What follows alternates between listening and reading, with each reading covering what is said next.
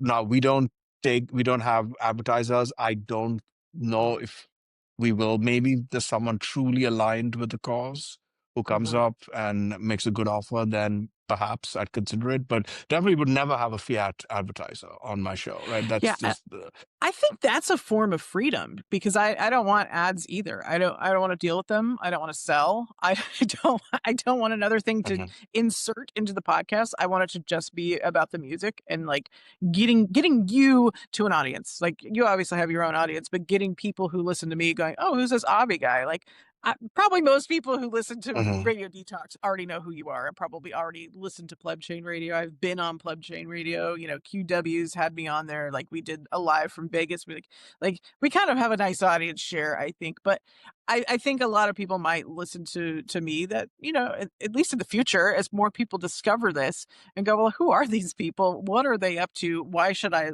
listen to them? And more importantly, mhm. like, how can I do the same thing? I think most people probably can, record video and audio, and most services now, like we both use Riverside, they're easier than ever to record and edit, do it quickly. Like my other podcast, Soapbox Sessions, Derek and I recorded last night. We have a deadline, right? We got to get it out Thursdays, but holidays and whatnot. And I said, dude, we just recorded the podcast and I edited it and got it out for YouTube. And like the whole process took me exactly 2 hours and 58 minutes. I couldn't have done that like 2 years ago. Like in the beginning, Radio Detox took me forever to produce. And the more Mhm. you do this, the easier the process is. And it's like, well, can I do what used to take me 5 hours?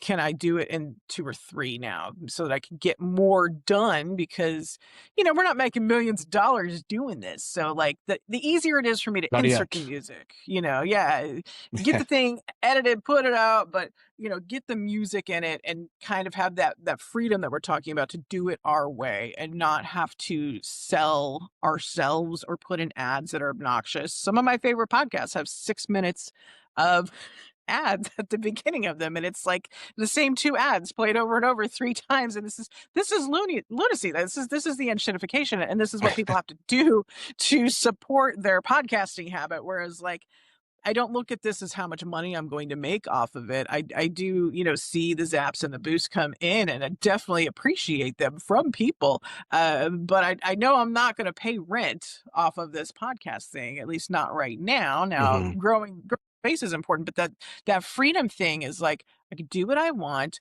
I know that I'm not going to make $1 million doing this. I know why I'm doing this is because it's fun, and I get to talk to Avi, or I get to talk to Joe Martin or Ainsley Costello, and I get to be a part of building this world that I want to see. That we were talking about for like maybe our kids will have it, maybe Ainsley's kids will have it, and that's just the freedom to say no. I don't want to advertise some shitty Fiat. Like I can't think of something off the top of my head, and certainly I don't think that Radio Detox has that kind of following. But I don't want to have to put things on Radio Detox that I don't want to do so that I can go get the following, so that I can mhm. go make the money and become one of those like influencer type of people. I get to do Radio Detox how I want, when I want, and maybe I get a couple bucks, a week from it. And like that's the best part is I don't have to change who I am or who I talk to on the podcast. I don't know if that's something that I don't know, share, I guess, with Pleb Chain Radio. Yeah, I mean, I should certainly share the sentiment about the Fiat advertising. And now, having said that, though, if we haven't done this, but if there was some amazing new Noster client that came up, Mhm.